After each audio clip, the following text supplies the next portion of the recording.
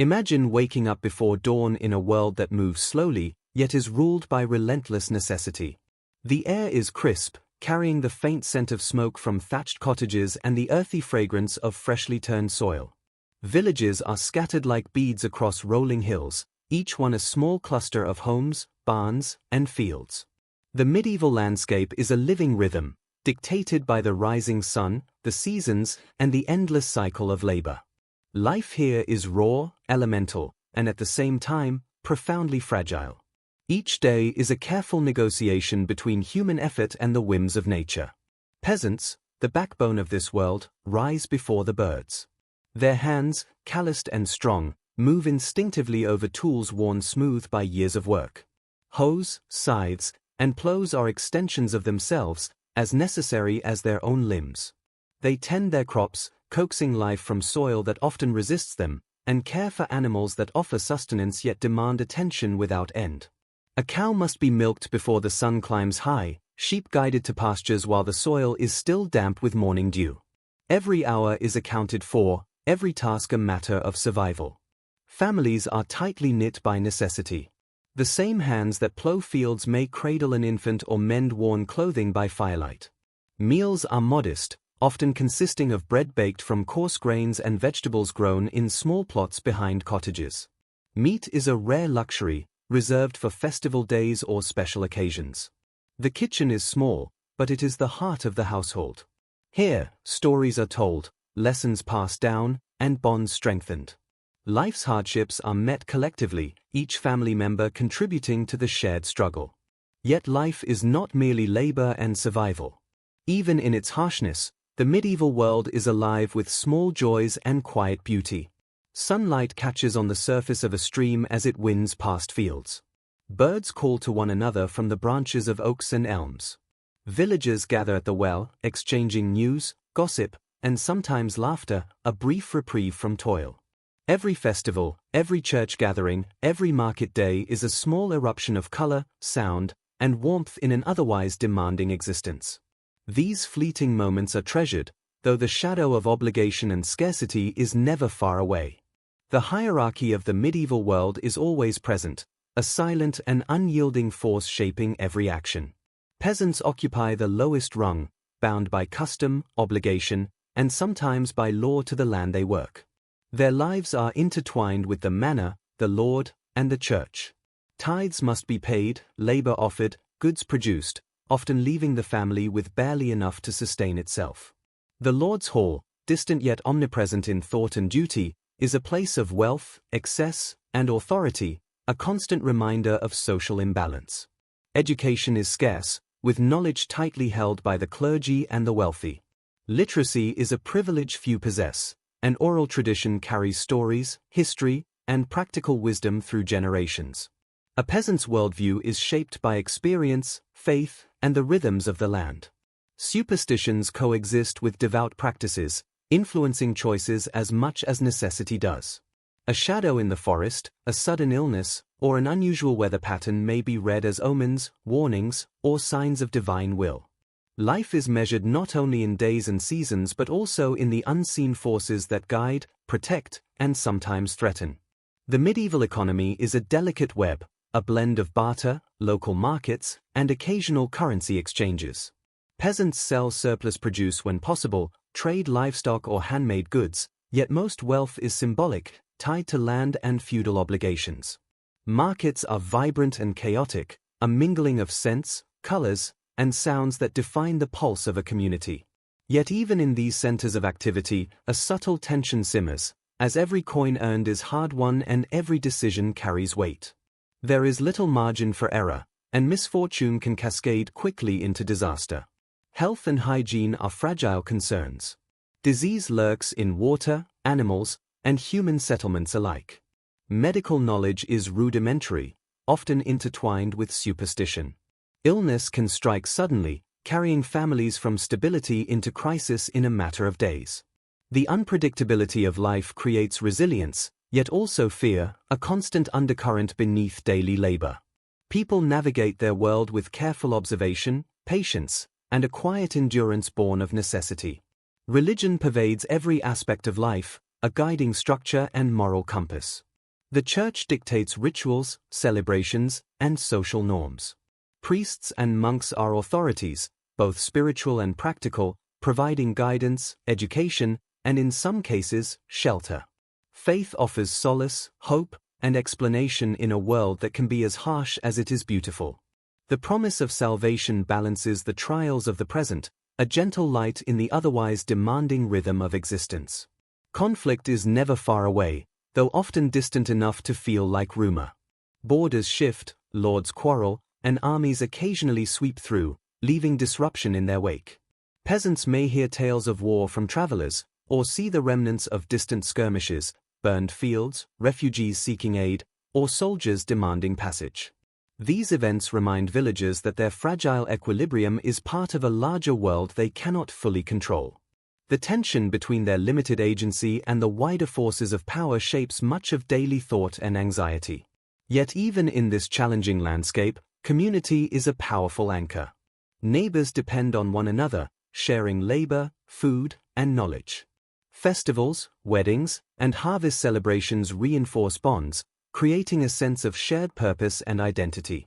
This communal spirit is often the only buffer against the harshness of life and the weight of obligations imposed by distant rulers. It fosters resilience, courage, and the subtle beginnings of awareness that collective action is possible. And so, the stage is set.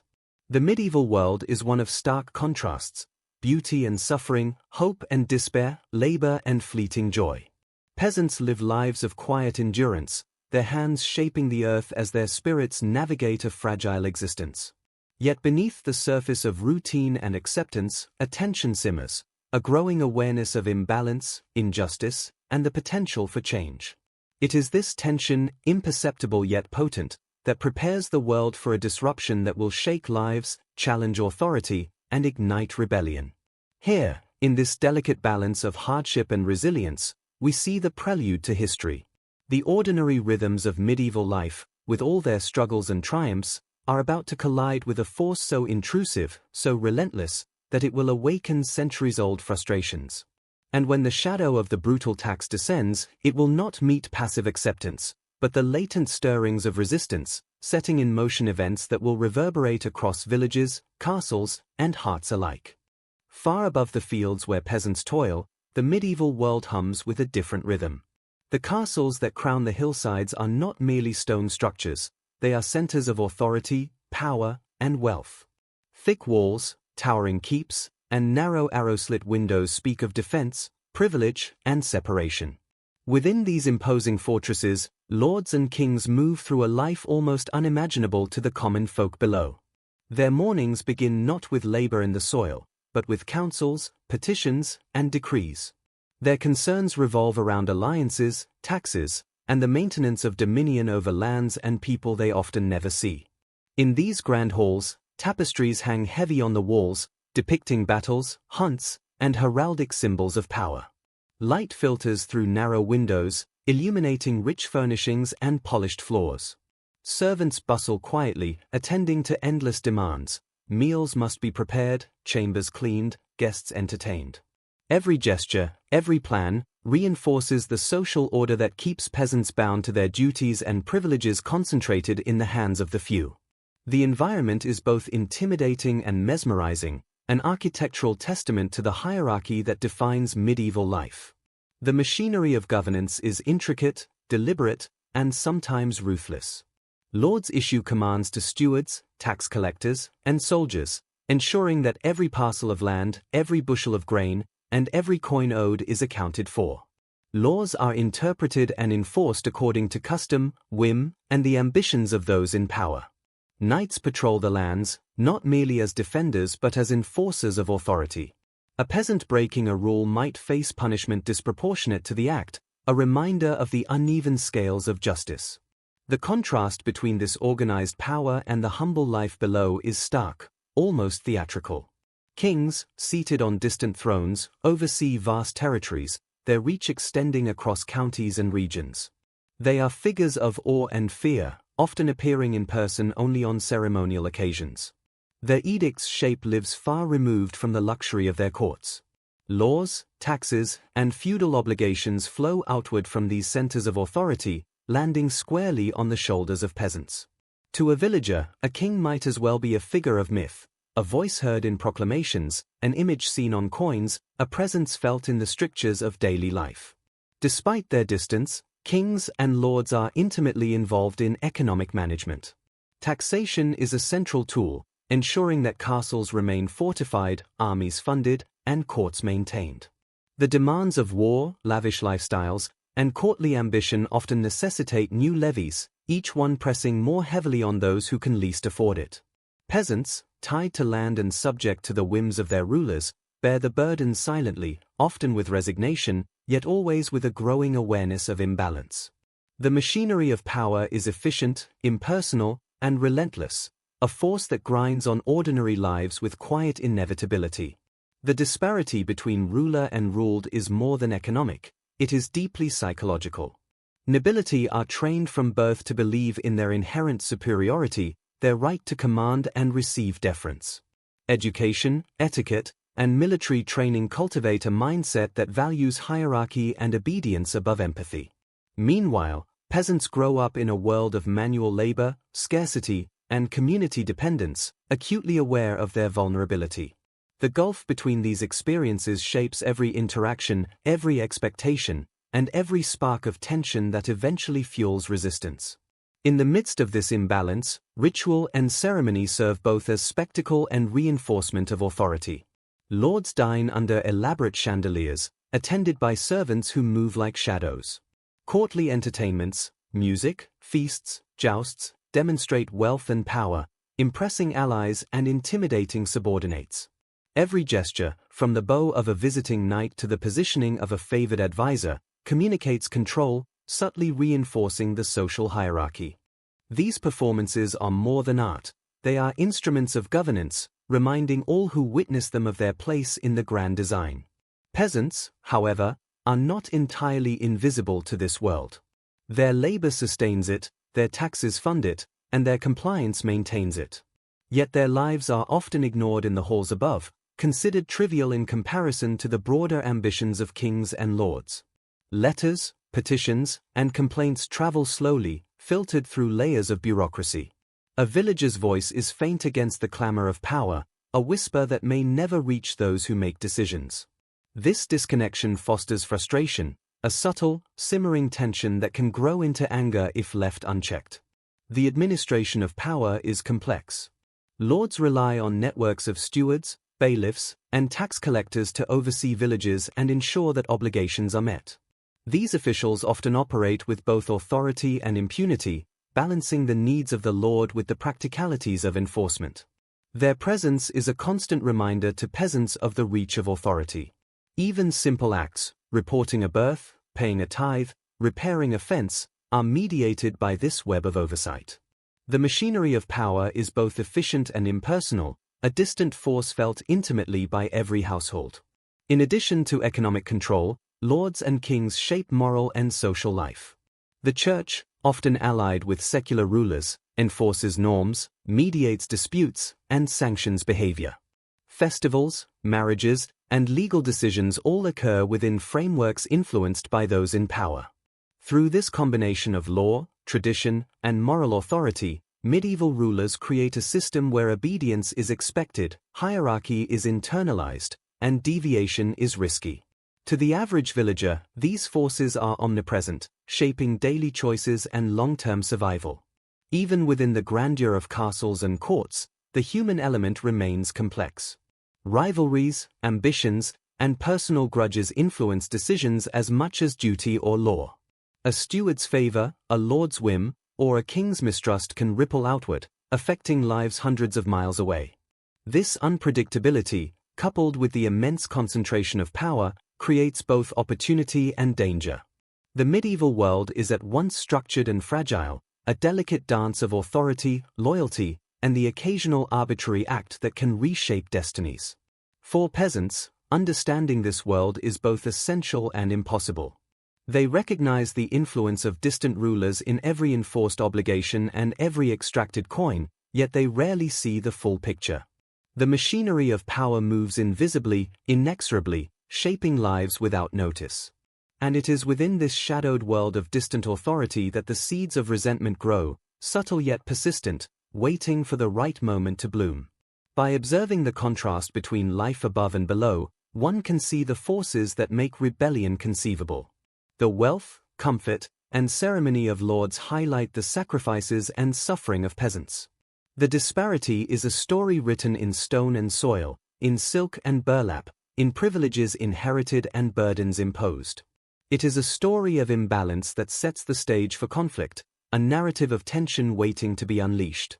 And so, in this intricate tapestry of power, privilege, and obedience, the medieval world prepares for disruption. The peasants, though constrained and cautious, cannot help but notice injustice. The lords, confident in hierarchy and tradition, remain unaware of the storm gathering quietly in the villages below. This world of contrasts, opulence versus scarcity, authority versus endurance, spectacle versus toil, is the precise environment in which a brutal, intrusive tax will ignite not only outrage, but a profound and unforgettable rebellion. In the quiet corridors of power, far from the furrows and cottages of the peasantry, the idea of a new levy was conceived. It was not born from malice alone, but from necessity, the constant hunger of royal treasuries, the ceaseless demands of war, and the luxurious indulgences of courts that seemed impossibly distant from the daily realities of common folk. Advisers in heavy robes, parchment spread before them, calculated revenue, debated quotas, and examined precedents. Each number, each decision, was abstract and clinical, yet it would soon carry profound human consequences. The birth of this tax was a collision of fiscal logic and human cost, a force that would ripple across villages with unexpected ferocity. This tax was unlike ordinary dues or customary tithes. It was intrusive, precise, and relentless. No longer could peasants rely on the seasonal rhythm of labor and obligation to maintain stability. Every household, every plot of land, and every produce-bearing animal became a target for assessment. The language of law codified the demand in exact terms: fines for late payment, penalties for concealment, and punishments for defiance. Bureaucrats drew maps, recorded holdings, and calculated owed amounts with meticulous care. What may have seemed an abstract ledger to the lords translated directly into anxiety, exhaustion, and fear for the villagers. The method of collection was equally unforgiving. Tax collectors were dispatched with authority that brooked no question. They carried the weight of the lord's decree, their presence as unyielding as the stone walls behind them. When they arrived in villages, their steps were measured, their gazes sharp, their lists in hand. Families gathered, nervous, counting what coins and goods they could spare. The collector's eyes swept across crops, barns, and animals, tallying possessions with cold precision. No item could escape scrutiny, and no plea could sway their judgment. The very act of collection became a ritual of fear and resentment. Peasants, already familiar with scarcity, felt the tax as a physical weight. Fields that once provided sufficient grain now yielded only enough to meet the levy, leaving little for sustenance. Livestock that might have strengthened a household's stability were sacrificed to satisfy obligations. Children went hungry, meals were reduced to the bare minimum, and families began to whisper about unfairness and injustice. The tax was not merely a financial demand, it was an intrusion into daily life, a constant reminder that labor and hardship could be redirected by distant hands without consultation or mercy. The emotional impact of this tax was immediate and profound. Anxiety replaced the routine rhythm of work, and a quiet tension settled over villages like a persistent fog. Conversations at the well or along dirt paths grew hushed, careful, cautious. Farmers exchanged glances heavy with unspoken worry. Parents fretted about how to feed their children while meeting obligations that seemed ever-expanding. The tax transformed daily existence into a careful calculation of survival, where one misstep could have catastrophic consequences. The psychological strain was as real as the economic burden, shaping lives in ways that would fuel eventual rebellion. It was not just the scale of the tax, but its perceived unfairness that stoked resentment. Rules were often applied inconsistently, favoring some villages while punishing others. Enforcement was arbitrary at times, reliant on local officials whose temperaments and biases dictated outcomes.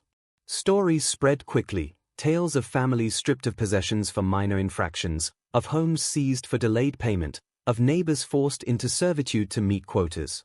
Each account intensified fear and anger, spreading a quiet but growing determination to resist, even if only in whispers and covert acts. The origins of the tax reveal much about the priorities of the ruling class. While peasants struggled to survive, lords and kings sought to maintain armies, build grand structures, and finance campaigns that often had no tangible benefit for the communities taxed. It was a stark demonstration of power, an assertion of authority that declared, in no uncertain terms, that survival of the peasant was secondary to the ambitions of the elite. And yet, despite the cold calculations and rigid enforcement, the tax inadvertently sowed the seeds of its own opposition. Human endurance, pride, and the natural instinct for fairness would not allow such burdens to pass unchallenged indefinitely. Collectors, in their rigid roles, became symbols of oppression. Villagers observed them with wary eyes, noting their diligence and ruthlessness. Every encounter became a subtle battle of wills, how much to disclose, what to conceal, and how to survive scrutiny. Peasants developed methods of resistance, small at first, almost imperceptible. Goods were hidden, records manipulated, and fields partially concealed. Each act, though minor, represented a defiance that undermined the authority being imposed. The tax was a catalyst, awakening a consciousness of injustice that had long simmered beneath the surface. The tax also had cultural ramifications. Religious leaders sometimes found themselves mediating between parishioners and enforcers, walking the delicate line between obedience to authority and compassion for suffering. Moral debates arose over the legitimacy of the levy, with sermons occasionally hinting at the ethical responsibilities of lords and rulers. Such discussions, subtle and quiet, spread awareness that the demands imposed were not divinely sanctioned but human-made constructs, challengeable in principle if not immediately in practice. Communication among villages intensified. Letters, travelers, and word-of-mouth carried stories of excessive levies, unjust seizures, and punitive measures. This sharing of experiences created a network of knowledge, a collective understanding that the tax was neither normal nor bearable. Peasants began to recognize patterns, to see that their struggles were not isolated but part of a broader system of control. The realization sharpened the edge of grievance, turning quiet despair into an awareness that collective action might be conceivable, if only in imagination at first. By the time the first collections were completed, the impact of the tax was unmistakable. Villages were strained, families impoverished, and the natural rhythm of daily life disrupted. Anxiety, fear, and resentment had become pervasive, touching every household and coloring every interaction. The tax, intended to fill coffers, had also revealed vulnerabilities. It exposed the limits of obedience, the depth of suffering, and the potential for defiance. What had begun as a financial measure was evolving into a social and psychological force with consequences far beyond the intent of its creators. Thus, the stage was set for rebellion. The brutal tax was not merely a monetary imposition, it was a symbol, a constant, visible reminder of the imbalance between rulers and the ruled. It awakened in peasants a consciousness of injustice, a sense that their labor and endurance had limits, and that those in power could be challenged. The world of medieval life, structured, predictable, and oppressive, was about to encounter a force it had long ignored, the collective will of those it sought to control. And so, the birth of the brutal tax marks the point where survival meets oppression, routine meets disruption, and quiet endurance meets the first stirrings of resistance. It is a turning point, where abstract calculations of revenue transform into lived human experience, a force that will push ordinary people toward extraordinary courage, shaping the events that will unfold across fields, villages, and hearts alike. The first light of dawn barely touches the village, yet the sound of labor has already begun. Peasants rise from their simple straw beds, faces worn by nights of unrest and anxious dreams. The burden of the brutal tax presses down on them even before they step into the fields.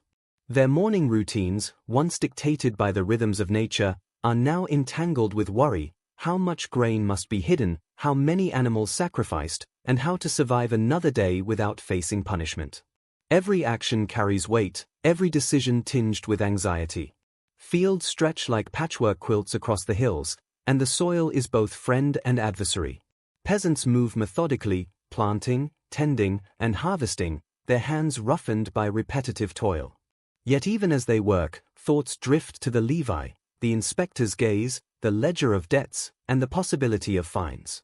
Work becomes a balancing act. Productivity must be enough to satisfy the tax yet sufficient to feed families. Crops are measured not just by yield, but by survival potential. The land itself seems heavier under the shadow of obligation, and every day carries the quiet tension of risk. Livestock are both sustenance and liability. Cows, pigs, and sheep require constant care, yet each animal also represents potential loss if claimed for the tax. Peasants ration feed, ensure shelter, and maintain health, all while calculating what must be surrendered. Their hands are steady, but their minds race with worry. The well-worn tools in their grip feel like extensions of responsibility, instruments not merely of labor, but of survival under duress. Even the familiar rhythms of milking or feeding take on a sharp edge, each task imbued with the unspoken awareness of scarcity and scrutiny. Family life, intimately bound to work, carries its own weight of fear.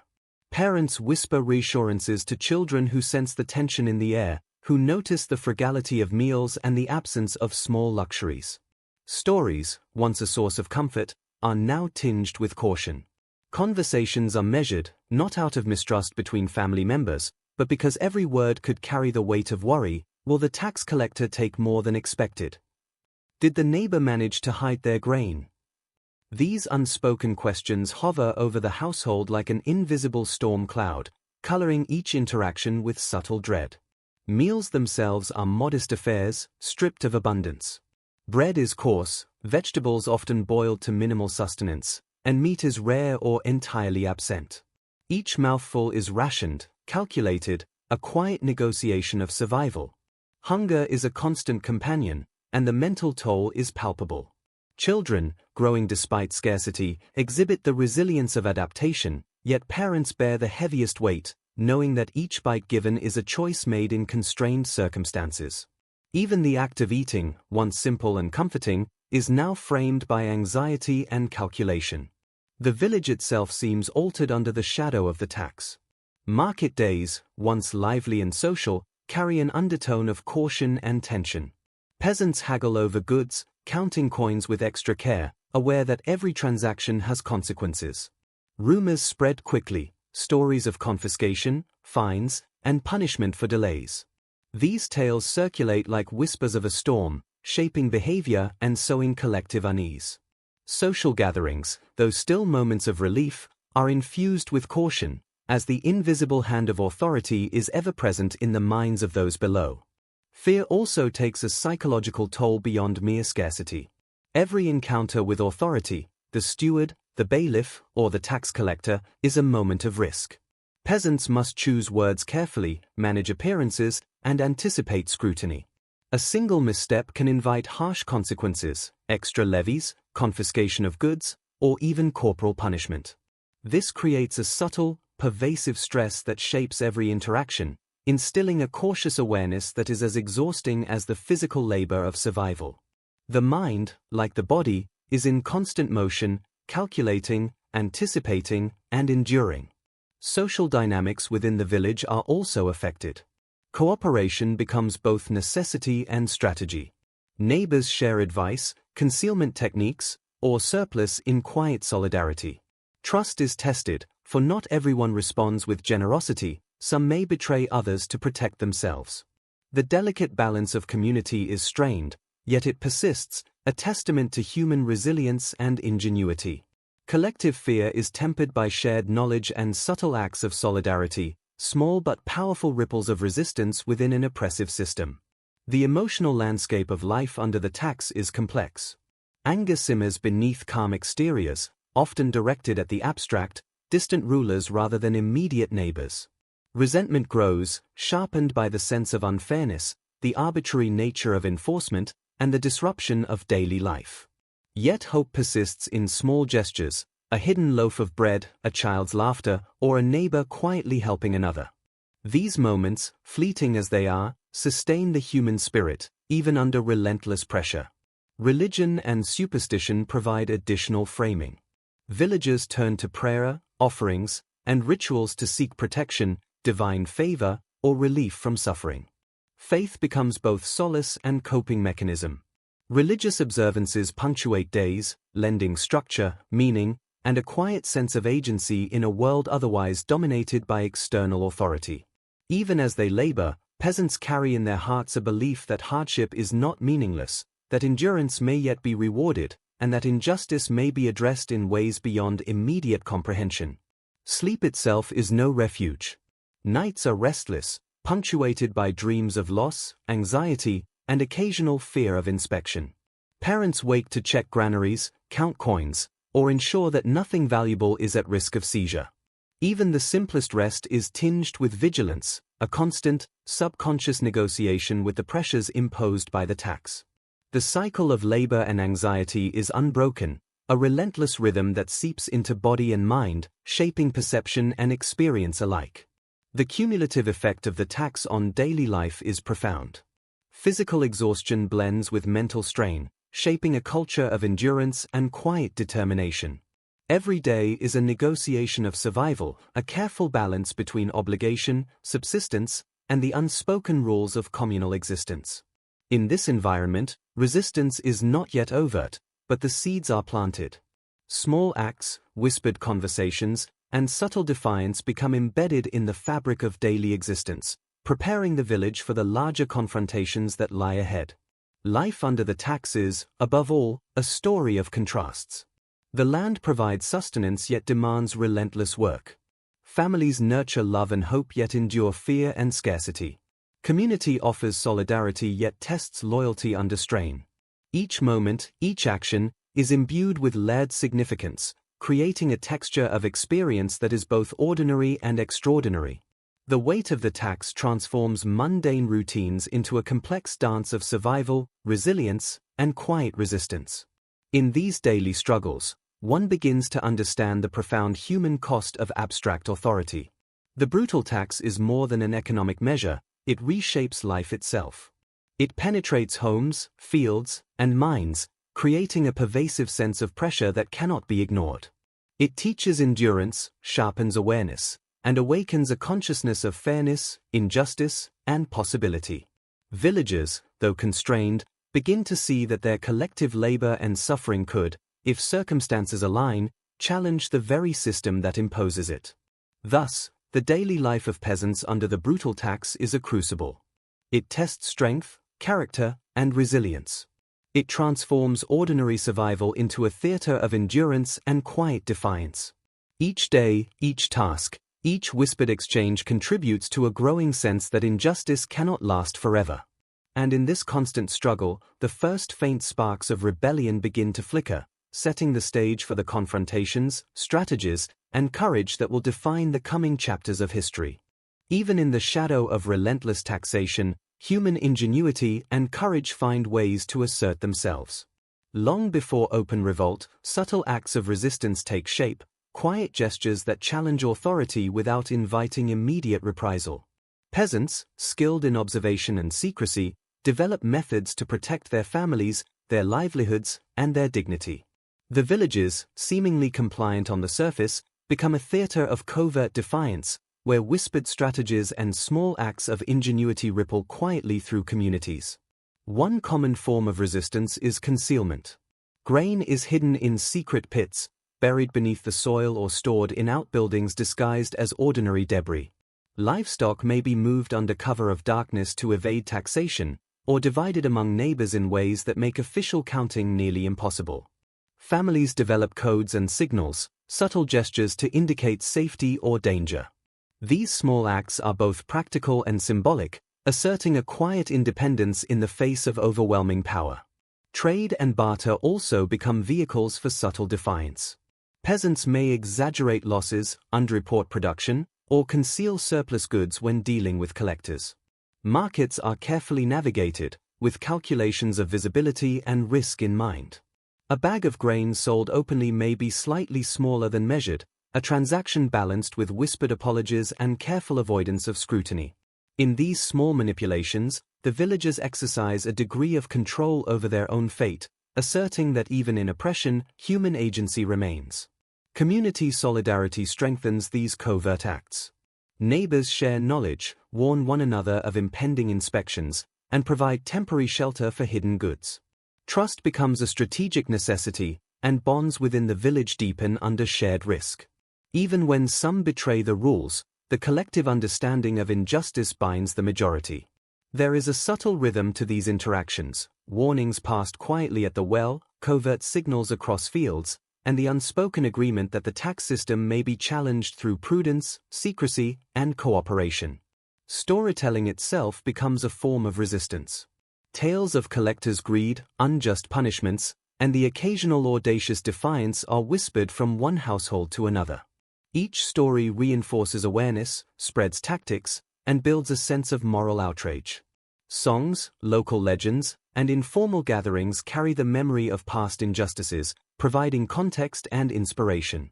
Even humor is employed as a shield, a subtle way to undermine authority while nurturing resilience. These narratives create a shared consciousness, a quiet cultural infrastructure that sustains the village through oppression. Occasionally, these acts of resistance border on confrontation, though usually carefully calculated. A villager may argue with a local official, delay payment, or obscure a portion of produce, testing the limits of enforcement. These small confrontations are often quickly resolved, but they are psychologically significant, signaling that obedience is neither total nor unquestioned. The cumulative effect of these acts fosters confidence, awareness, and a growing sense of agency within the community. Local leaders, sometimes village elders or respected farmers, emerge as subtle orchestrators of resistance. They advise neighbors, distribute information, and mediate disputes with skillful diplomacy. Their authority is grounded not in law, but in trust, experience, and communal respect. Through their guidance, villages navigate the challenges of taxation with a combination of caution and ingenuity, balancing survival with subtle defiance. Their presence reminds villagers that resistance can take many forms, and that collective wisdom often exceeds the power of distant rulers. Religious figures occasionally play a role, too. Priests, monks, and local clerics, aware of the hardships imposed by taxation, offer counsel, encouragement, or discreet support. Sermons sometimes hint at moral obligations of rulers, emphasizing fairness, justice, and the treatment of the vulnerable. While overt defiance is rare in sacred spaces, these subtle moral reminders reinforce the idea that suffering is not absolute, and that authority can be challenged, at least ethically and philosophically. Faith and resistance intertwine, providing both hope and guidance. The natural world itself becomes an ally in resistance. Hidden paths, forests, and streams allow for discreet movement and the concealment of goods. Seasonal rhythms dictate when certain actions are safest, and villagers attune themselves to environmental cues with a precision born of necessity. Rainstorms, fog, and darkness are no longer just weather.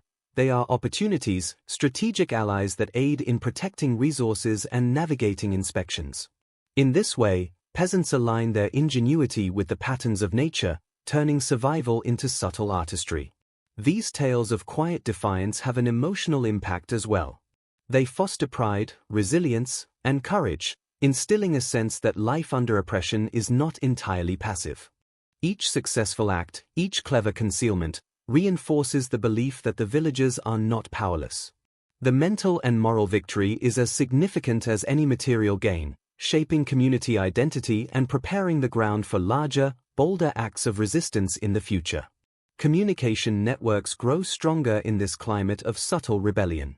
Word spreads from village to village, travelers carry news of successful tactics, and rumors of unjust confiscations stir shared indignation. The peasantry begins to recognize patterns, seeing the tax not as an abstract obligation, but as a system susceptible to subversion. This emergent awareness strengthens solidarity, creating a latent potential for collective action. Each whispered story, each quiet strategy, contributes to a growing consciousness that they are not merely subjects, but participants in a moral and practical struggle. These early acts of resistance also teach lessons in patience and calculation. Peasants learn when to act boldly and when to conceal, when to submit and when to defy. They develop an understanding of timing, risk, and the intricate dynamics of authority. The subtlety of these strategies ensures survival, while simultaneously nurturing the psychological and moral foundations for eventual rebellion. In essence, the villages become schools of quiet courage, shaping a generation capable of confronting the system when the moment arrives. By the time the first open challenges to authority appear, these preliminary acts have already laid the groundwork. Villages are not simply collections of laborers, they are communities aware of injustice, skilled in subtle resistance, and ready, if opportunity arises, to assert themselves more directly. The brutal tax, designed to enforce compliance, inadvertently cultivates a culture of resilience and strategic thinking. It is in these whispered stories, concealed goods, and clever evasions that the seeds of rebellion are sown, invisible yet potent, waiting for the spark that will ignite them. In retrospect, these early forms of resistance are remarkable for their ingenuity and humanity. They are expressions of survival, solidarity, and moral assertion in the face of overwhelming power. They reveal that even under extreme oppression, human creativity and courage persist. They are the quiet whispers before the storm, the tentative gestures of defiance that will eventually evolve into overt rebellion.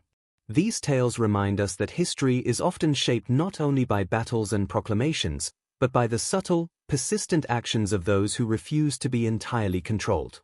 Thus, before any banners are raised or swords drawn, the medieval peasantry engages in a quiet, relentless struggle.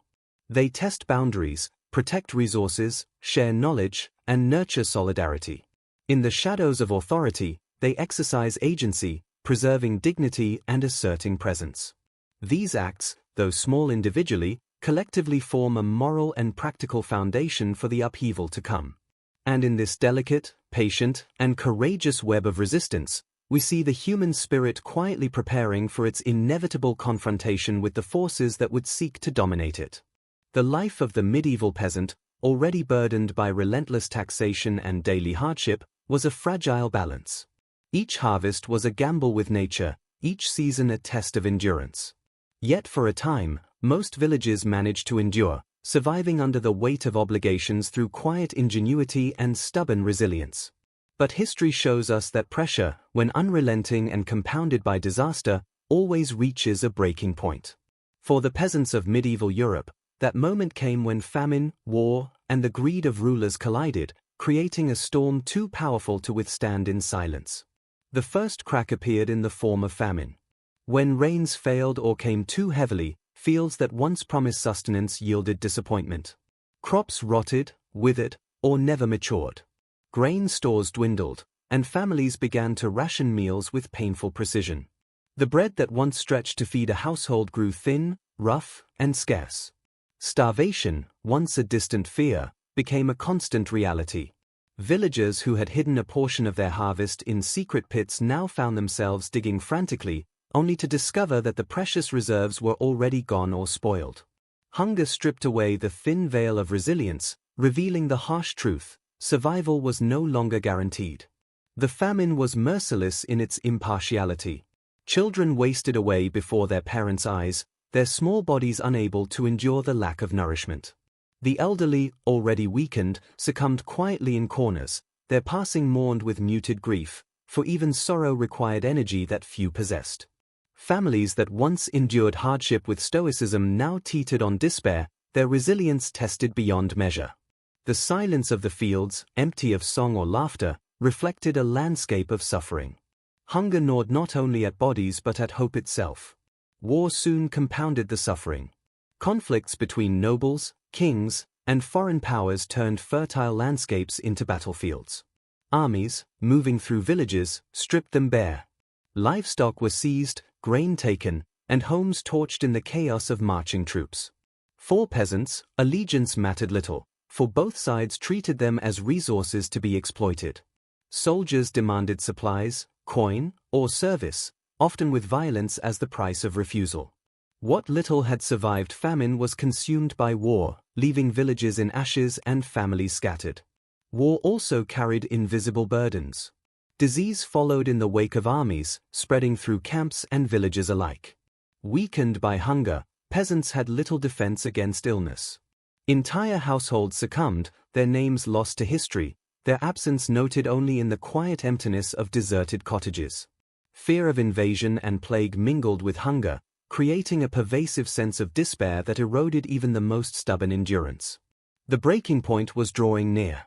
Amid famine and war, rulers did not ease their demands. Instead, they pressed harder, seeking to fund their campaigns and maintain their power. Taxes were increased, levied not with compassion but with cold insistence. Collectors arrived, expecting payment despite empty granaries and barren fields. The rhetoric of loyalty and duty was wielded as justification, but to the starving and dispossessed, such words rang hollow. The brutality of overreach was felt most sharply here, when the gap between what rulers demanded and what peasants could provide became impossible to bridge. The contrast between the suffering of peasants and the extravagance of courts deepened resentment. Tales of feasts, tournaments, and gilded halls reached villages through rumor and travelers' accounts. The knowledge that kings and lords dined lavishly while their subjects starved was a wound to dignity as much as to body. Anger simmered beneath fear, fueled by the stark injustice of a system that extracted suffering without mercy. The social contract, fragile though it was, had been broken. The breaking point was not merely physical but psychological. Hunger weakens the body, but injustice sharpens the mind. Peasants, once resigned to their fate, began to question whether their endurance had meaning.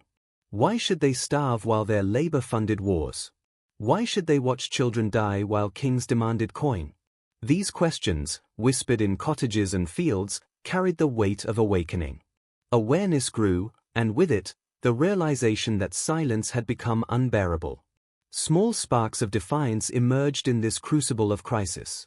Villages delayed payments, hid goods more boldly, or openly challenged collectors. Resistance, once subtle, began to take form in sharper gestures. Insults hurled at officials, stones thrown at soldiers, and doors barred against inspection signaled a shift in mood. These were not yet organized rebellions, but they were unmistakable signs of desperation turning into defiance. Fear had not vanished, but it was joined by anger, and together they forged a dangerous resolve. The church, once a source of comfort, was itself divided. Some clerics urged patience and obedience, warning that rebellion was sinful. Others, seeing the suffering firsthand, spoke in sermons of justice, compassion, and the failings of rulers. These conflicting voices reflected the turmoil of the age, where moral authority was questioned as openly as political power. Faith remained a refuge, but it was no longer enough to suppress the growing sense that change was necessary, even if it came through upheaval. The famine and wars also reshaped the bonds between villages. Travelers carried stories of suffering from one settlement to another. News of uprisings in distant lands, of peasants who had dared to challenge their oppressors, spread quietly but powerfully. Each tale of defiance was fuel for imagination, proof that resistance was possible. A shared identity began to emerge, not just as subjects of a lord or king, but as members of a suffering class united by common struggle. The breaking point was finally reached when demands became physically impossible to meet. Collectors arrived to find empty granaries and starving families, yet insisted on payment. In some places, violence erupted spontaneously, officials beaten, records destroyed, and tax wagons overturned. What had once been isolated acts of defiance now became more frequent, spreading from village to village like fire across dry fields. Hunger had stripped away the fear of punishment, for death by starvation was already certain. Better to die resisting than to wither in silence. It is important to see this moment not as a single spark, but as the culmination of years of suffering. The famine weakened bodies, the wars destroyed livelihoods, and the greed of rulers crushed hope. Together, these forces pushed the peasantry beyond endurance, creating conditions where rebellion was not just possible, but inevitable. The breaking point was a convergence of disasters, a perfect storm that transformed passive endurance into active defiance. History remembers rebellions for their banners and battles, but their true origins lie here, in the breaking point of ordinary lives. It lies in the silence of empty fields, the cries of hungry children, the ashes of burned homes, and the relentless demands of rulers who refuse to see their people suffering. These are the roots of upheaval, the quiet moments of despair that hardened into resolve. When famine, war, and overreach collided, they did more than devastate villages, they awakened them. Thus, the stage was set for open rebellion. The peasants, long underestimated, had been pushed past their limits. What began as whispered doubts and hidden grain would soon erupt into collective defiance. The brutal tax, once endured, had become unbearable. The breaking point had arrived, and with it, history prepared to shift beneath the weight of countless ordinary lives refusing to submit any longer. The breaking point, once reached, is rarely silent. 4 years, peasants had endured famine, war, and the crushing weight of taxation with quiet resilience. They had hidden grain, shared whispers of defiance, and nurtured hope in secret. Yet, as hunger deepened and demands grew more impossible, the cracks in obedience widened. What began as private resistance now broke into the open, no longer contained by caution or fear. In scattered villages across medieval Europe, sparks of revolt flared, at first small, but with each incident, the embers spread wider, threatening to ignite into a fire that rulers could no longer ignore. The earliest revolts were often spontaneous, born of desperation rather than careful planning. Imagine a tax collector arriving at a village, expecting to extract dues from families who had nothing left to give. His presence was met not with quiet submission, but with trembling fury. Villagers who once bowed in silence now refused to open their doors. When officials tried to force entry, resistance surged.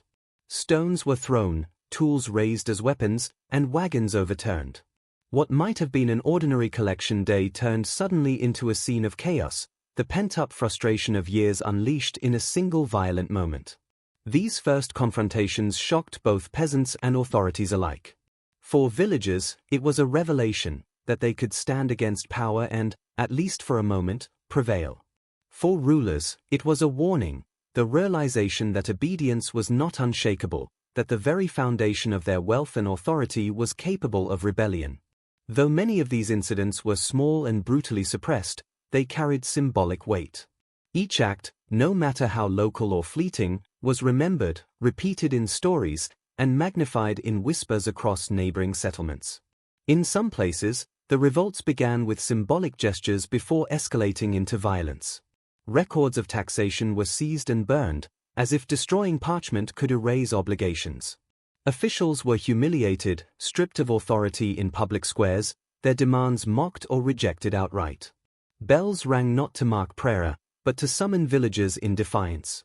These actions, though seemingly modest, carried immense meaning.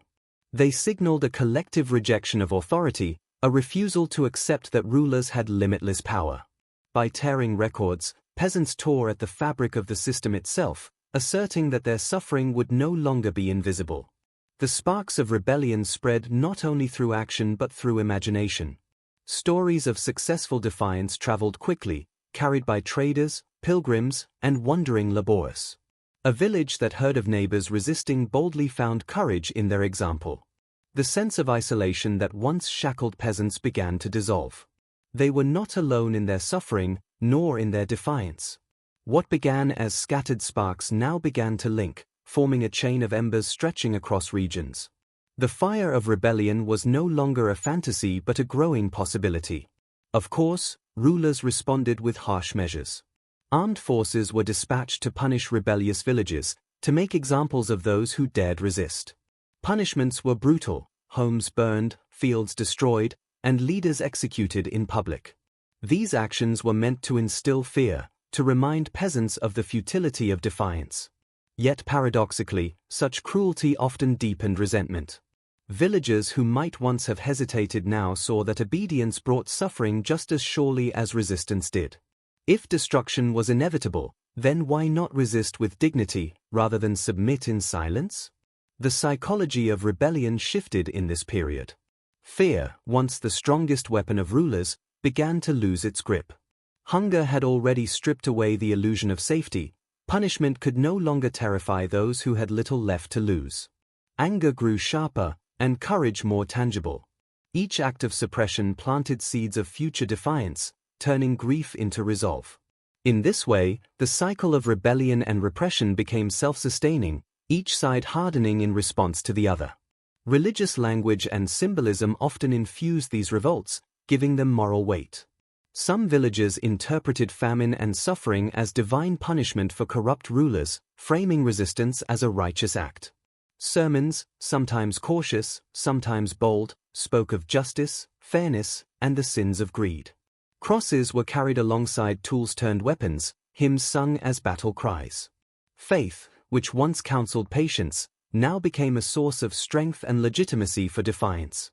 The peasants were not merely rebelling against taxes. In their minds, they were asserting divine justice against human cruelty. The tools of rebellion were humble, yet powerful in their symbolism.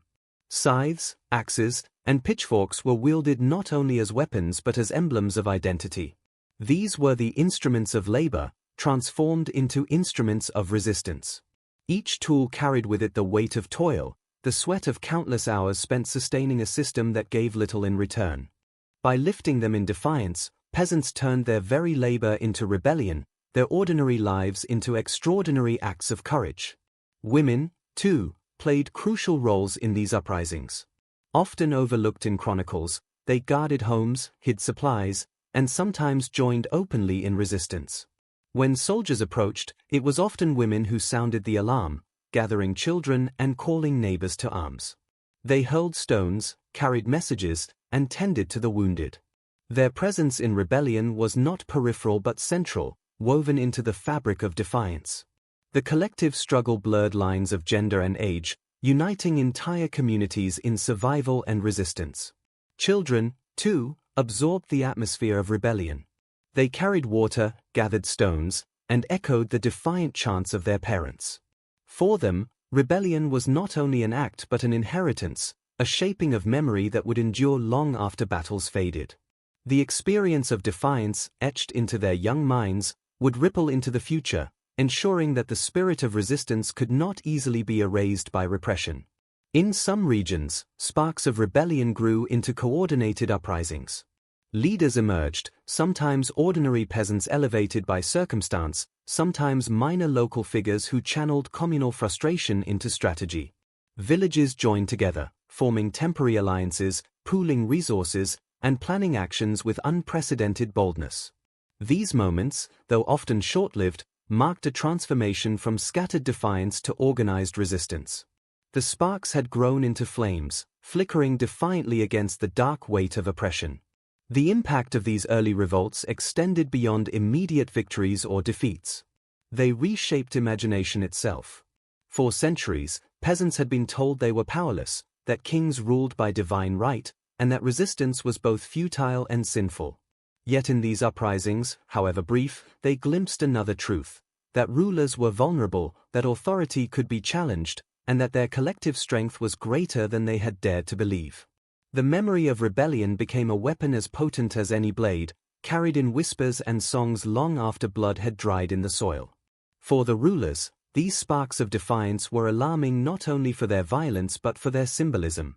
A system built on unquestioned obedience now faced the reality of disobedience made flesh. Even if suppressed, the revolts proved that peasants could and would resist. Authority was no longer absolute, its illusions fractured by the courage of the oppressed.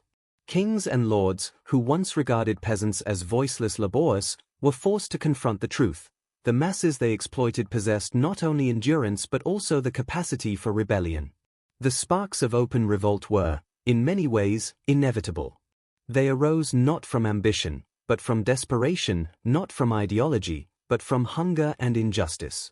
They were acts of survival transformed into acts of defiance, ordinary lives pushed to extraordinary measures.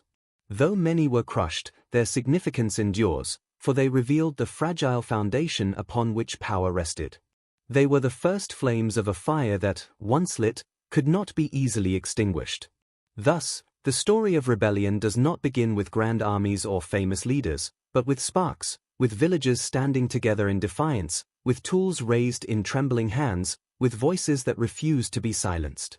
It begins in the quiet courage of those who, pushed past breaking, chose resistance over despair. These sparks, scattered yet connected, illuminated the path forward, preparing the way for the larger storms of rebellion that history would soon record.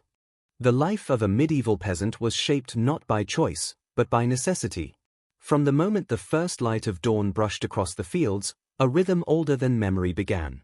The peasant rose, not to a life of leisure or self-determination, but to a daily struggle of survival dictated by obligations to church, crown, and lord. Every stalk of grain, every measure of barley, and every fleece of wool was bound by invisible chains of taxation. For many, the field was both workplace and prison, its soil heavy with sweat, toil, and resentment.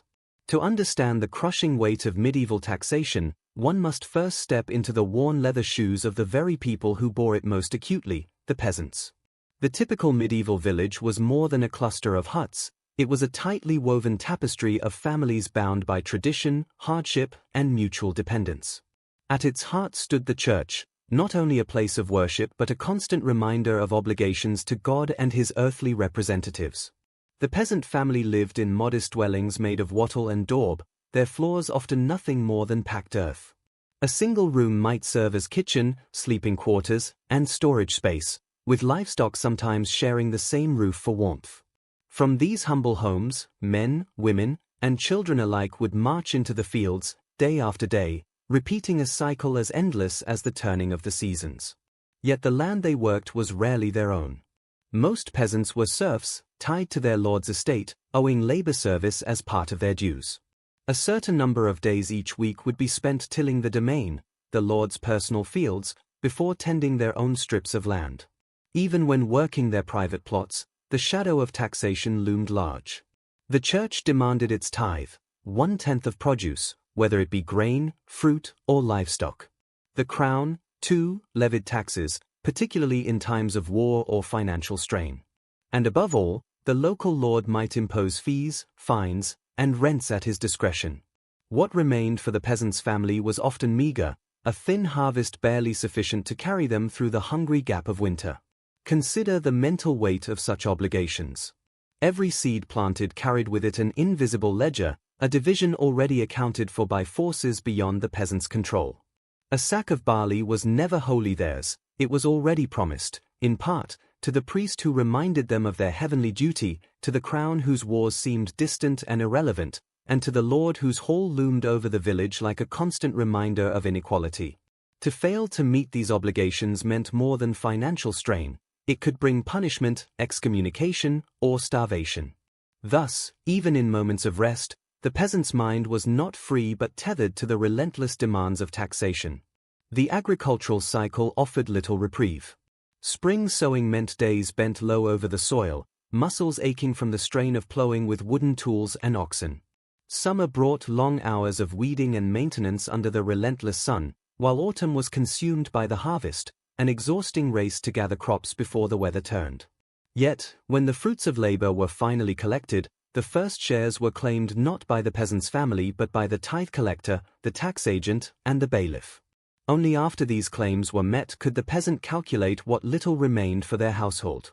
Hunger was a frequent guest at the peasant's table, and malnutrition a silent killer, particularly in years of poor harvest or harsh weather. Clothing, too, told the story of taxation's weight. Peasant garments were simple and practical, made of coarse wool or linen. Yet even these humble clothes were taxed in kind, as were the animals that provided wool or milk. Livestock, often a family's most precious asset, became both a source of sustenance and a target for taxation. Imagine the despair of a family losing their only cow to a lord's demand or their last sack of grain to satisfy a tithe. For many peasants, survival teetered on the edge of scarcity, and the loss of even a small portion of their resources could spell disaster. Despite these hardships, the village was not devoid of joy or resilience. Festivals marked the turning of the seasons, moments when work paused and communities gathered to celebrate with music, dance, and shared food. Religious observances, while tied to obligations, also offered comfort and a sense of shared purpose. Yet even these brief reprieves could not erase the underlying reality: joy was fleeting, while the burden of taxes was perpetual. For every laugh around a festival fire, there was a gnawing awareness that another levy or tithe was soon due. The burden extended beyond physical labor to emotional toll. Peasants lived under constant scrutiny, aware that failure to meet obligations could bring not only shame but punishment. Bailiffs and tax collectors patrolled with authority, their presence a reminder of the ever-present reach of the powerful.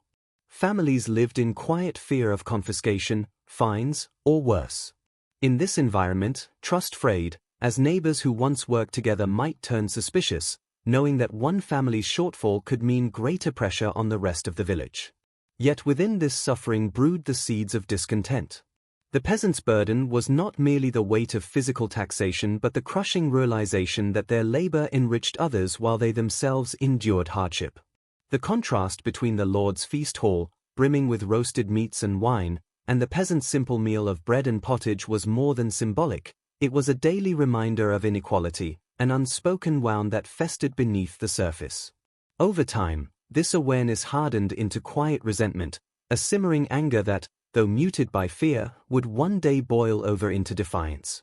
To understand the peasant's burden is to glimpse the heart of medieval society, a world where those who worked the hardest carried the heaviest load, while those who demanded tribute lived in comparative ease. It was an imbalance sustained not only by tradition and law but by belief itself, as peasants were told their suffering was divinely ordained. Yet human endurance has limits, and as the centuries passed, the cracks in this system widened. The burden of taxation, though borne silently for generations, would not remain unchallenged forever. The story of the peasant's burden is not one of weakness but of resilience, of men and women who endured endless toil, who bent but did not break, and who, when pushed beyond their limits, found the courage to resist. In their struggle lies not only the story of rebellion but the timeless truth that even the mightiest systems can falter when built upon the backs of those who can endure no more. In every age, injustice plants seeds. At first, they are small, hidden beneath the surface of daily life, almost invisible to those who endure them. But with time, as burdens grow heavier and patience thinner, those seeds begin to stir. In the medieval world, the whispers of rebellion were born not in grand castles or royal courts, but in the quiet exchanges of peasants by the fields, in hushed tones around hearth fires, and in murmured complaints after long days of backbreaking labor. These whispers were fragile, easily silenced by fear, but they carried within them the potential to shake kingdoms. The spark of rebellion rarely began with bold proclamations. Instead, it grew from small acts of resistance. A villager might deliberately hide a portion of grain from the tithe collector, risking severe punishment if discovered. Another might feign illness to avoid working the Lord's land, while yet another might delay payment of a tax, gambling that the bailiff would overlook them. These acts, minor though they seemed, represented the first flickers of defiance.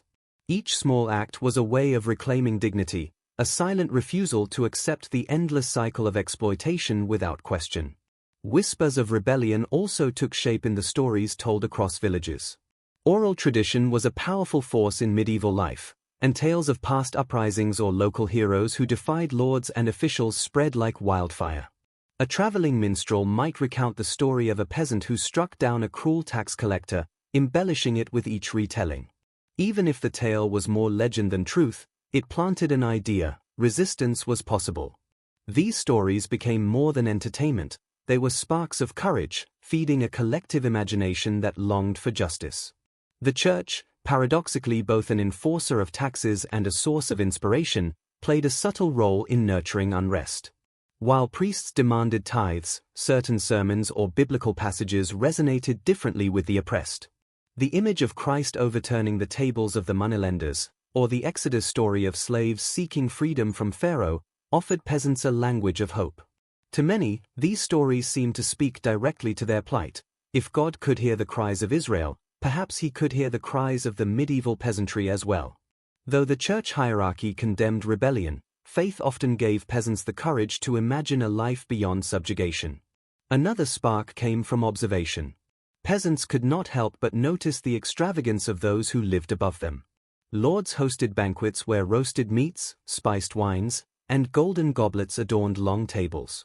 The contrast with the peasants' own meager diet of bread and thin pottage was stark, and over time, intolerable. Rumors of royal corruption and wasteful wars trickled down from traveling merchants and peddlers. Hearing that kings and nobles demanded higher taxes to fund distant campaigns, while peasants themselves starved, fanned embers of anger into glowing coals. The collective burden became more unbearable in years of famine or plague. When harvests failed and bellies went empty, the demands of tax collectors did not lessen, they grew harsher. families were forced to choose between feeding their children and meeting obligations to church or crown. In these desperate moments, even the most obedient peasants began to question the fairness of the system. Hunger sharpened resentment into rage, and grief transformed despair into determination. The Black Death in the 14th century, for instance, decimated populations and left survivors with fewer hands to work the land. Instead of easing burdens, lords often tightened their grip, sparking outrage that could no longer be contained.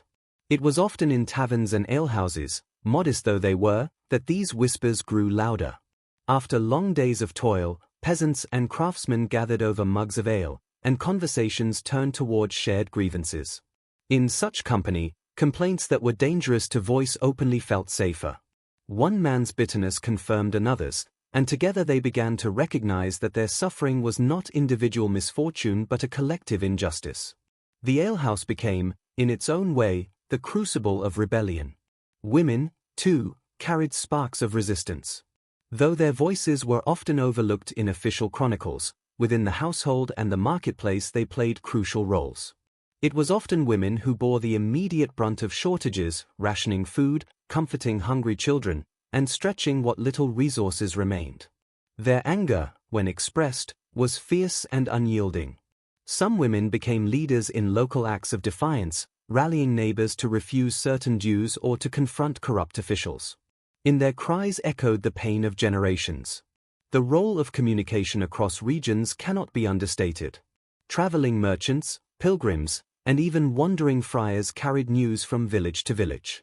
A rumor of discontent in one manor might inspire boldness in another.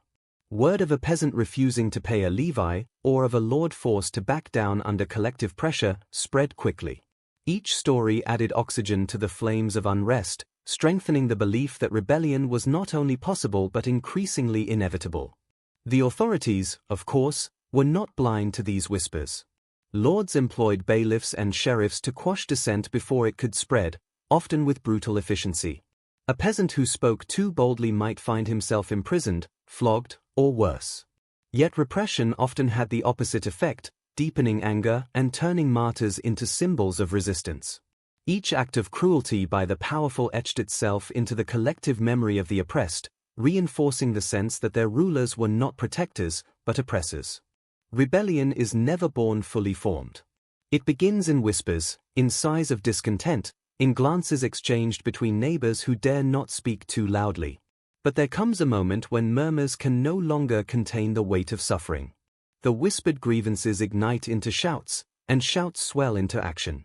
In the medieval world, these flashpoints of revolt were often sudden, explosive, and terrifying to those who ruled. To peasants, however, they were moments of release, brief, blazing opportunities to cast off the yoke of oppression, even if only for a short time. The transformation from whisper to flame was rarely accidental. It often began with a single incident that pushed an already strained community beyond endurance. A cruel tax collector might demand dues during a year of famine, seizing a family's last cow or confiscating grain meant for children. A bailiff might humiliate a villager publicly, beating him for a missed payment. Or news of yet another levy, decreed by a distant king to fund wars in lands peasants would never see, might arrive at the worst possible moment. These triggers acted like sparks striking dry tinder. For years, resentment had piled up like wood stacked high, oppressive taxes, grinding poverty, relentless labor. All it took was one injustice too many for the fire to leap into life. In villages across Europe, such moments erupted again and again. A group of peasants might band together to block a collector's path, armed only with farming tools, scythes, pitchforks, and flails. At first, their intent was not always to kill or destroy but simply to protect what little they had left. But resistance was dangerous, and once a line was crossed, violence often followed. The tax collector who once walked with authority through village lanes suddenly found himself dragged to the ground, his ledgers torn, his chest trampled. Such outbursts shocked the local elite, who had long assumed the peasants too cowed, too scattered, to unite. One of the most common flashpoints came when collective punishment was threatened. Authorities often attempted to make an example of one family, seizing property or imprisoning a man in debt. But when neighbors witnessed such cruelty, they sometimes refused to stand by. In that moment, their silence cracked, replaced by the roar of solidarity. What had once been fear of punishment was replaced by outrage at shared suffering. The entire village would rise, overwhelming the bailiffs with sheer numbers. Suddenly, the tables turned, the powerful few stood surrounded by the many. The late Middle Ages saw these flames grow larger, spreading beyond single villages into entire regions. The most famous examples were large-scale uprisings such as the Jacquerie in France in 1358 and the English Peasants' Revolt of 1381. In both cases, oppressive taxation was the final straw. In France, nobles sought to squeeze more from peasants already devastated by war and plague. In England, King Richard II's government imposed repeated poll taxes, demanding money even from the poorest labourers. It was a tax too far. The whispers became shouts, and soon, tens of thousands of peasants marched, their anger no longer hidden but carried openly on banners and voices. Flashpoints of revolt carried with them a terrifying energy. For peasants, these uprisings were fueled not just by desperation but by a sudden awareness of their own strength. For the first time, men and women who had always been divided by fear discovered what unity could achieve. When one village rose, another soon followed, emboldened by the knowledge that they were not alone. The fire spread quickly, sometimes engulfing entire counties or provinces. The responses of the ruling classes only added to the flames. Instead of listening to grievances, many lords reacted with brutality, sending armed retainers to crush dissent. This violence often escalated matters, confirming to peasants that their oppressors would never grant relief willingly. The more the lash fell, the stronger the resolve to resist became. In some cases, the violence spiraled into full-scale battles, with peasants storming manors, burning tax records, and demanding justice. The flames of revolt consumed not only the symbols of power but the illusion of invincibility that cloaked the ruling elite. The role of leadership was also crucial in transforming sparks into infernos. Charismatic figures often rose from the ranks of common people, men and women who voiced what others dared only to think.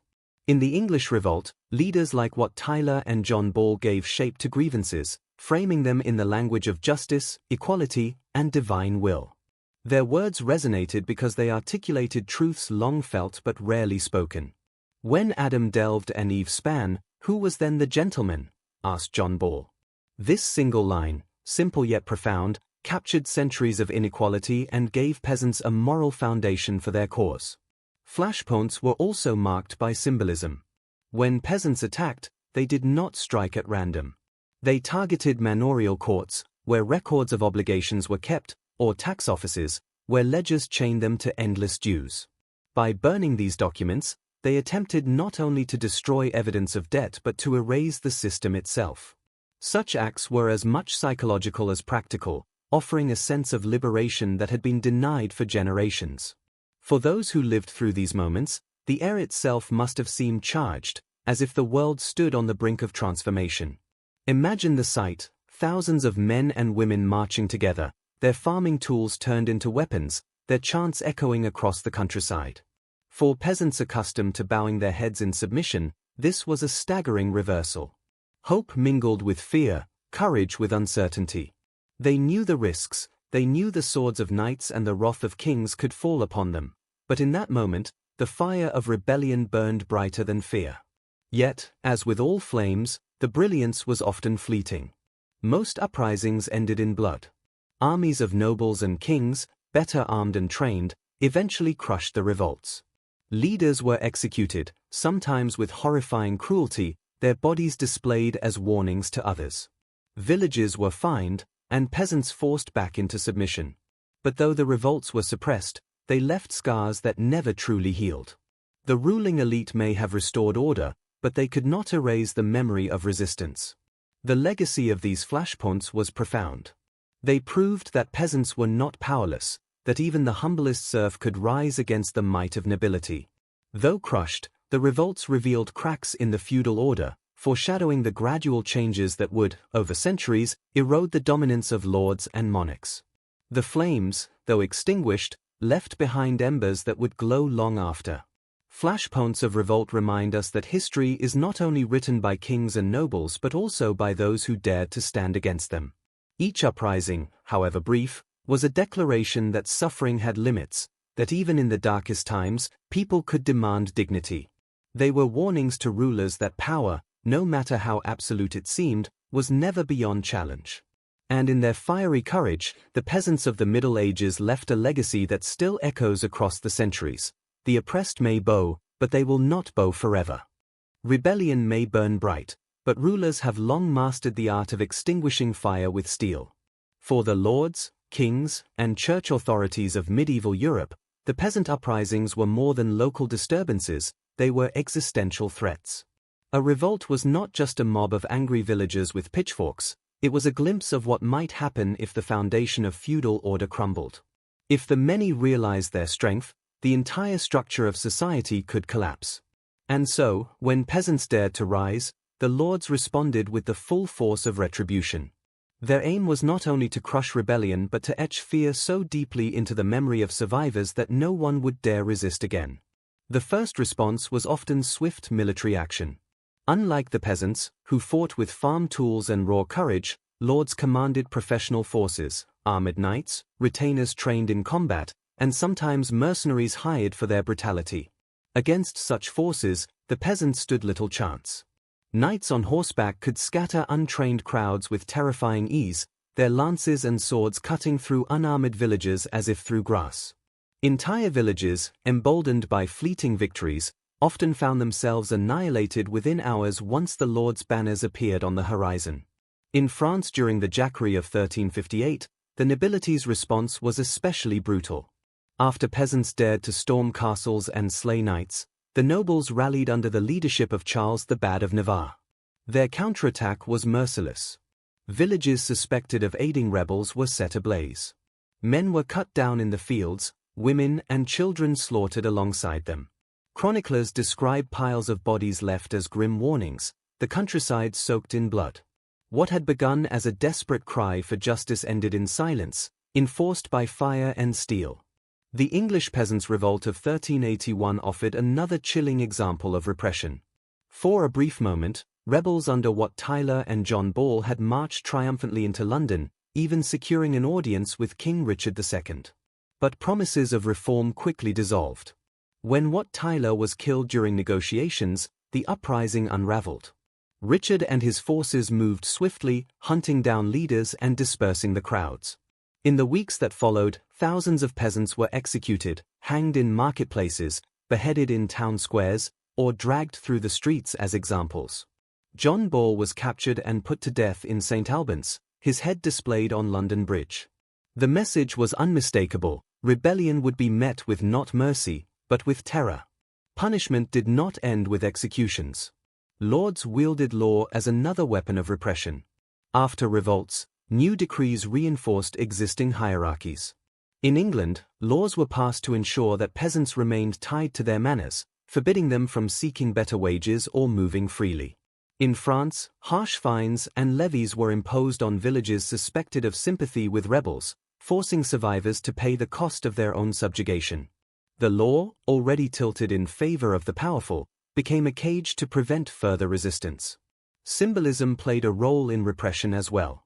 Executions were staged as public spectacles, meant to terrify as much as to punish. Gallows were erected in village squares, heads of rebel leaders spiked on city gates. These gruesome displays served as daily reminders of the price of defiance. Even children were forced to witness the deaths of their elders, ensuring the lesson would scar itself into young minds. Fear became hereditary, passed from one generation to the next, binding peasants not only with taxes but with terror. The church, too, lent its weight to the repression. While some priests had sympathized with the poor, the official stance of the church hierarchy aligned with order and authority. Rebels were branded sinners, their actions condemned as rebellion not just against lords but against God's divine order. Excommunication, one of the most feared punishments of the age, was threatened or imposed on entire communities. Sermons thundered warnings that rebels would burn not only in this life but in the next. By framing rebellion as both treason and heresy, the Church sanctified the sword of the lords. Yet the severity of repression revealed more than fearlessness, it betrayed anxiety. Lords and kings understood that peasants had glimpsed their own strength. If rebellion could spread so widely once, it could happen again. And so repression was not merely about ending an uprising, it was about erasing the very idea of resistance. By crushing revolts with overwhelming force, rulers sought to preserve the illusion of invulnerability. But deep down, they knew, the foundations of their power were shakier than they seemed. The consequences for peasants who survived were profound. Entire communities were scarred, not only by the physical destruction of homes and fields but by the psychological toll of terror. Families who had once whispered of freedom now whispered only of survival. Mothers warned children never to speak too boldly, fathers carried the silent grief of brothers and neighbors hanged. The trauma became part of village memory, a dark undercurrent beneath the rhythms of daily life. Yet repression carried its own risks. The more brutally lords responded, the more they revealed their fear. Their violence sometimes hardened, rather than erased, the memory of injustice. Though peasants might submit for a time, they did not forget. Stories of rebellion, though ending in defeat, were passed down, reshaped into warnings but also into inspirations. Our fathers dared to rise, people would say. One day, perhaps, we will again. The cycle of repression and resistance became a defining feature of medieval society. The lord's response to rebellion was, in many ways, a paradox. By crushing uprisings so fiercely, they preserved their power in the short term but sowed the seeds of future unrest. Each act of retribution deepened the divide between ruler and ruled, ensuring that loyalty was never freely given but forced. Fear could suppress rebellion, but it could never erase the longing for freedom. And in time, those longings would resurface, each time harder to contain. In the grand sweep of history, the Lord's retribution was both devastating and futile. It silenced voices, destroyed lives, and terrorized generations, but it could not stop change. The revolts of the Middle Ages, though defeated, exposed the fragility of the feudal order. And in the centuries that followed, that order would continue to weaken, not because peasants stopped dreaming of freedom, but because repression could never fully extinguish the flames of resistance. The story of repression and retribution is, ultimately, a story of power and fear. Lords wielded swords and laws to maintain dominance, but beneath their armor beat hearts that knew how thin the line was between control and collapse. For the peasants, repression was a reminder of their vulnerability, but also of their strength, for if they had been crushed with such force, it was only because their rulers feared what might happen if they ever succeeded. Defeat does not always mean disappearance. Though medieval peasant revolts were crushed with ruthless force, their impact lingered like a shadow over the centuries that followed. On the surface, the lord's repression seemed total: villages burned, leaders executed, laws tightened, sermons thundered against defiance. Yet beneath this smothering weight, something endured: memory, fear, hope, and the slow reshaping of society itself. The rebellions of the Middle Ages left hidden legacies, influencing not only how peasants lived but also how rulers governed, how economies shifted, and how cultures remembered the struggles of the powerless. At first glance, the legacy might appear only negative. Communities bore scars for generations. Families spoke in hushed tones about uprisings, never too loudly, never in public. Trauma became part of daily existence. Fields once soaked in blood remained haunted in memory. Mothers told children, "Keep your head low, or you will end on the gallows." Fear was inherited as much as land or livestock, an unspoken law binding peasants as tightly as chains. Yet silence does not always mean surrender. Even under the shadow of repression, peasants carried forward the knowledge that resistance was possible. They had seen themselves, however briefly, stand as equals against knights and kings. They had marched, shouted, and in some places even ruled. Those memories became seeds planted in the soil of history. Though lords sought to erase rebellion through terror, they could never fully uproot the idea that ordinary people could rise. Economically, revolts left subtle but lasting effects. The Black Death had already shaken feudal society by reducing the population and increasing demand for labor. Rebellions reinforced these changes, reminding lords that peasants were not simply passive workers but active agents who could disrupt entire regions if pushed too far. In England, after the 1381 Peasants Revolt, attempts to enforce strict wage controls faltered. Though the law demanded peasants remain bound to their manors, in practice, labourers gained more bargaining power. Lords, fearful of unrest, sometimes chose compromise over conflict, offering better conditions to prevent another uprising. The revolt had been crushed, but its echo shifted the balance of negotiation. In France, the Jacquerie of 1358 ended in slaughter, yet the nobility could not ignore the shock it caused. For decades after, French lords adopted more cautious methods of extracting dues. They understood that excessive pressure could provoke collective violence. While exploitation never disappeared, rebellion carved limits into the relationship between ruler and ruled. These limits were not written in law but burned into memory, silent boundaries born from bloodshed. The Church, too, carried a legacy from the rebellions. Though it condemned uprisings, it could not ignore the spiritual unrest they revealed. Preachers like John Ball, who dared to proclaim that all men were equal in the eyes of God, left behind dangerous ideas that outlived their deaths. His words echoed in secret gatherings, in whispered prayers, in the minds of those who yearned for justice. In time, such radical notions would resurface during the Reformation and beyond, challenging both church and crown with the idea that divine order did not justify human oppression. Culturally, rebellions seeped into stories, songs, and local legends. Even in defeat, rebels were remembered, not always as heroes, sometimes as warnings, but always as figures of significance. Ballads spoke of brave villagers who stood against impossible odds. Folktales painted rebels as tricksters who defied lords with wit if not with weapons. In this way, rebellion became part of peasant identity, woven into the fabric of community memory. It was dangerous to speak openly of revolt, but it was impossible to forget. Another hidden legacy lay in the minds of rulers themselves. Kings and nobles could no longer imagine peasants as entirely docile.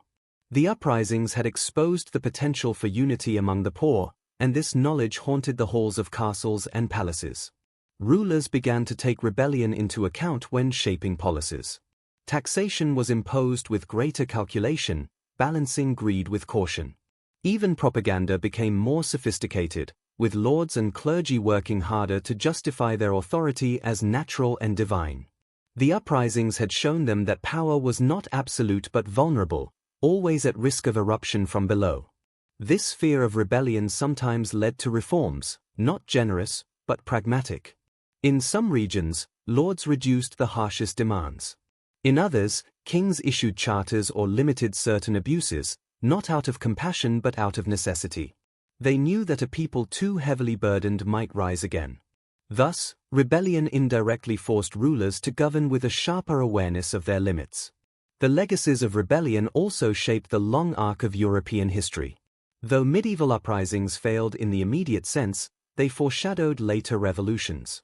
The cry of peasants for freedom and fairness would echo centuries later in the German Peasants' War of the 16th century, the English Civil War of the 17th, and ultimately the Great Revolutions of the 18th. Each later movement drew, knowingly or not, from the hidden legacy of earlier revolts, the knowledge that ordinary people could challenge entrenched power. Perhaps the most enduring legacy was psychological. Rebellions altered how peasants saw themselves, even in defeat. Before, they had lived as isolated individuals, tied to their lords by custom and law. But in rebellion, they had glimpsed collective strength. They had seen villages march together, heard voices raised in unison, felt the surge of belonging to something larger than themselves. Even after defeat, this memory remained. It could be buried, silenced, punished, but it could not be undone. This dual legacy, fear and possibility, shaped peasant culture for generations. On the one hand, repression taught caution, silence, obedience. On the other, rebellion taught memory, solidarity, hope. Together, these forces defined the hidden landscape of medieval life. Outwardly, society seemed unchanged. Lords still ruled, peasants still labored. But beneath the surface, the soil was shifting. The idea of freedom, once unspoken, had been given voice. In this sense, the legacy of rebellion was paradoxical. It was both a lesson in defeat and a promise of future struggle. Each crushed uprising deepened the wound, but also planted the seed of change. Each execution silenced a leader, but also turned them into a martyr. Each burned village was rebuilt, but with the memory of why it had burned. The legacies were not written in lore or chronicles but in the hearts of those who endured. In time, these hidden legacies would accumulate, building pressure against the feudal order. When great revolutions finally erupted centuries later, they did not appear from nothing. They were the flowering of seeds sown in the soil of medieval rebellions. Wat Tyler, John Ball, the nameless thousands of the Jacquerie, all lived on, not in castles or chronicles, but in the stubborn endurance of an idea that the many could rise against the few. The story of rebellion in the Middle Ages is not only about uprisings crushed and peasants punished. It is also about how those struggles, combined with greater forces of history, weakened the foundations of feudalism itself. Though castles still towered and lords still commanded, the system that bound peasants to their masters began to erode, piece by piece, like stone worn down by centuries of rain. The rebellions were not the sole cause of this decline, but they were sparks that revealed the cracks, signals of change pressing beneath the surface of society. To understand this decline, one must return to the basic structure of feudalism. For centuries, the system had rested on the assumption that peasants owed their labor to lords, and lords offered protection in return. But by the late Middle Ages, protection was failing. Armies of mercenaries roamed the countryside, wars devastated lands, and even noble estates fell to ruin. The very exchange that had defined feudal life, service for safety, was breaking apart. Once that bond weakened, the system's legitimacy faltered. The Black Death had already shaken Europe. Entire villages vanished, fields went untilled, and labor became scarce. In such a world, peasants could demand better conditions, or they could leave and seek opportunities elsewhere. This shift was not universal, but it was powerful enough to unsettle the old balance. Rebellions made the fragility visible. They showed that peasants were no longer willing to accept unchanging servitude. Though uprisings were suppressed, the message lingered: the old order was not eternal. Economics played a central role in the decline. The rigid feudal dues, fixed obligations of grain, livestock, and unpaid labor, no longer matched the realities of a changing world. Towns grew, markets expanded, and money became a more common medium of exchange. Peasants who once paid in kind now sought to pay in coin, and lords, always hungry for revenue, often agreed. This slow transformation, from service to rent, undermined the personal bondage at the heart of feudalism. Land became something leased, not simply inherited under obligation. In some regions, entire classes of serfs gradually turned into free tenants, still poor, still burdened, but freer than their forebears. Rebellions reinforced this process. When peasants resisted forced labor or demanded the right to move freely, they made concrete the tension between feudal custom and economic reality. Lords learned that clinging too tightly to the old forms could provoke unrest. In response, some chose to adapt, commuting obligations into monetary rents rather than risk revolt. Ironically, repression often coexisted with reform. Punishments were harsh, but small concessions followed, eroding feudalism step by step. Another force hastening the decline was the rise of centralized monarchies. Kings, once merely the foremost lords, expanded their authority during the later Middle Ages. To finance wars and consolidate power, they sought direct taxation of populations, bypassing feudal intermediaries. This weakened the traditional relationship between local lord and peasant. The village no longer looked only to its immediate lord, it now bore the weight of distant monarchs, bureaucrats, and tax collectors. While this shift could feel oppressive, it also diluted the feudal bond. Loyalty was no longer strictly personal, it was increasingly national, even if peasants themselves rarely used that word. Here, too, rebellion played a role. Peasant uprisings revealed the danger of unchecked noble power. In England, after the 1381 revolt, the monarchy understood the need to restrain certain lords whose cruelty provoked unrest. In France, after the Jacquerie, the crown strengthened its control, presenting itself as the ultimate authority that could impose order. While peasants did not gain direct freedom from these changes, the centralization of power chipped away at feudalism's decentralized structure, preparing the way for modern states. Cultural change also contributed to feudalism's decline. Ideas were shifting. The radical preaching of figures like John Ball had been silenced, but his words, that when Adam delved and Eve span, who was then the gentleman, lingered in the air. Equality was not yet a political program, but it had entered imagination. Stories of past uprisings circulated in whispers, teaching peasants that the world could be otherwise. In towns and universities, humanist thought began to challenge the notion of fixed hierarchy, suggesting that society could change, progress, evolve. Rebellion gave proof to these ideas, however briefly, by showing peasants as agents of history, not passive subjects. The decline of feudalism was not sudden. It was gradual, uneven, filled with contradictions. In some regions, serfdom persisted long after it had withered elsewhere. Yet the trend was clear. By the 15th century, many peasants in Western Europe were no longer bound serfs but free tenants. They still struggled under heavy rents and taxes, but they had won a measure of autonomy that their ancestors could scarcely have imagined. The memory of uprisings, though officially condemned, contributed to this slow emancipation by reminding rulers and lords of the dangers of pushing too far. Even the violence of repression could not erase the seeds planted by revolt. Every rebellion, even in failure, showed peasants the possibility of collective action. Every cry for justice, even if silenced, revealed the injustice of the system. These seeds did not bloom overnight, but they took root, shaping the long trajectory of European history. The revolts of the 14th century prepared the ground for the transformations of the 16th and 17th, and ultimately for the revolutions of the modern age. From a distance, the decline of feudalism looks inevitable, the natural outcome of economic and social change. But within that story, rebellion was a critical force, messy, violent, defeated, yet meaningful. Rebellions did not overthrow feudalism, but they helped weaken its foundations. They revealed the system's cracks, widened them with blood and fire, and ensured that the old order could not endure unchanged.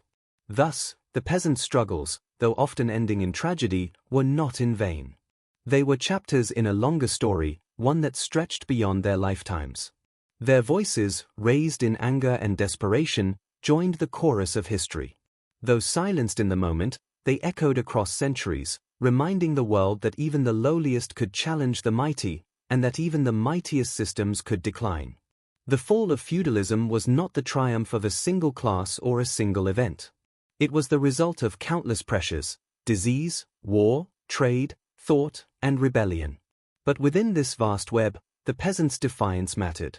They were not only victims of history but participants in its making. Their rebellions may have failed in the short term, but in the long term, they planted the seeds of change. And from those seeds grew a world slowly moving toward modernity. In this way, the brutal medieval tax that sparked revolt becomes more than a story of oppression. It becomes a symbol of transformation, a reminder that even injustice can sow the seeds of its own destruction.